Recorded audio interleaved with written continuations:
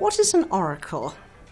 I think the most famous oracle that a lot of people have heard of is the oracle at Delphi. Now, I happened to live in Greece for 2 years before I came here. I have been to Delphi. It is an extraordinary place. It's 2,000 feet up a mountain. It is magical. However, we're not here to chat about me, other than I have seen it. It was a temple to Apollo. There are various ideas of exactly who and what the oracle was or did.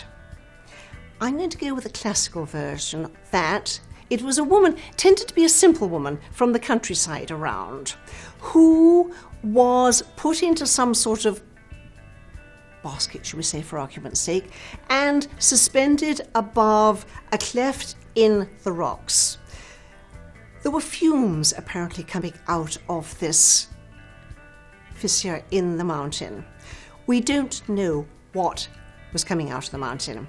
If it was ethanol, that apparently gives rise to violent trances. But we don't know. However, what is known, apparently, after all it's a long time ago, is that in this altered state, this oracle spoke in tongues. This is interesting, at least I find it, which was then interpreted by the priests to give messages to whomever. So who actually knows what was said and how much was the interpretation of the priests? But I have more to say about that. An oracle is a person who does not deal with the mundane. Well, yes and no. Doesn't deal, shall we say, with the personal. Isn't going to be telling you about your boyfriend or whatever. Deals with more world events. I do as well. I wouldn't want to say I'm an oracle, but I suppose technically I am. What do I mean by that?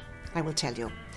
Every year, for the new year, for the last 25 years, I have done the world predictions for the New York Post. Now, a lot of them are wrong. However, there are a few, well, probably more than a few, but we'll talk just about a few, that will illustrate my point.